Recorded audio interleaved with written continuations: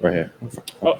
Congratulations on the win. First UFC win, if I'm not mistaken. So what's going through your head after that performance? I know adrenaline's still kind of like rushing, though. So once it settles down, I'm sure I'll absorb it. I feel like the pain and stuff like that. But right now, I feel great. It's surreal. You know, I've written down in my notebook that I'm going to beat Dustin on the 21st and be 10-1 in the UFC, and it's like true now. So it feels good. What else do you have written in this notebook? A lot of just mental repetition stuff. I go like day to day, write down how I feel, write down my AM and PM routine, and just my goals for the day. You know, trying to be the best brother, be the best boyfriend, and be the best son that I can be every single day. So. And in terms of the actual fight, it was pretty dominant. You were keeping him at range, but it seems like you've heard him a few times. And we could hear your corners saying keep him at range, keep his state and everything.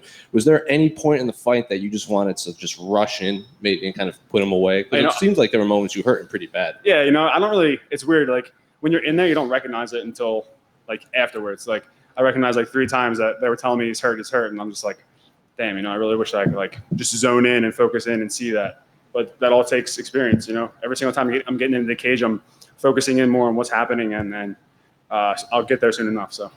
And then just watching your strikes, your left hand, it just seems like you would kind of hook it up through his guard, and then you kind of use it to plant your feet and then set up your next strike. So that's something you knowingly brought into this fight, or is that something you always? No, it's something I've always done. I've always threw my left hand and planted right off of that with something else. So my coaches always instilled in us that we can't just throw one strike at a time. We got to throw multiple. So. Yeah. And then is there any sort of bragging rights considering this is kind of a battle between two Pennsylvania natives? I mean, not really. I mean, he lives in Germany. So, I mean, I saw that he's from Pennsylvania, but I'm like, dude, you're from Germany. You've been living there for a while now. So that's my state. One final one. Did you walk out to Rocksteady? Yes, I did. Why that song? I saw a video on Instagram of a guy dancing to it. I can't think of his name. Zach Piona, I think it is. He was dancing to it. So shout out to Zach. And I love the song. So I was like, all right. My buddy sent me it, and he was like, dude, you got to come out to this. So I was like, all right, cool. Thank you. Kyle, over here to your left. How would you rate this performance, and how did it play out as compared to what you were expecting?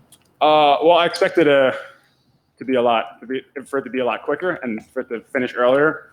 But your fights never go to plan when you get in there.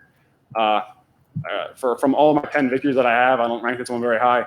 I'm very hard on myself to make sure that I get the finish and to make sure that I'm dominant every single time I go in there. I felt like I was dominant, but I did get caught in some positions that I shouldn't have got caught in. So just things to work on. Is that more of a factor on why it didn't go fast, or was this opponent maybe a little bit better than you were expecting? He's very tough. You know, he's 13-1. You know, he's no slouch by any means.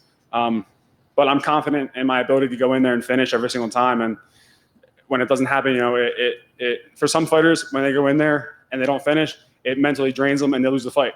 But, you know, for me, when I go in there and if I don't get the finish, I don't get the finish. It's no big deal, but I'm going to work for it every single time, even if it doesn't come. Excellent. Last one for me. Were you ever in any danger with those leg locks? What was your thought when you got in them? I wouldn't say no. I'd say I got tagged at the end of the second round, I believe it was. He hit me with a good hook, and I think that actually hurt me more than the leg locks did. But, yeah. How soon do you think you're ready to go? Yeah. I think early next year I'll be ready to go. I want to take a little bit of time, go to Disney World with my girlfriend, and just have a good 8-week camp. Awesome. So, congratulations. Thank you. Why did you get up and walk away with 7 seconds? It seemed like it was more like a merciful move, right? You weren't exhausted or anything. No, he looked like he had enough, and you just kind of like, yeah, just write it out. It's a split-second decision. So, you know, when the bell rang and 10 seconds left, I knew I won the fight. I knew I was dominant in the fight. So I didn't want to get in there and get caught or get tagged or anything like that in 10 seconds. You know, we've seen worse. We've seen guys get hit with knees 7 seconds into the fight and other things that have happened. So I don't want to run any risks in there when we fight. Yeah, man, I was thinking like he doesn't need another one. But part of me was also thinking like, well, we know how these judges are. Like maybe they hear the 10-second warning and they just barely look up and start paying attention. But obviously they scored it for you, totally dominant. So awesome performance. Thank you.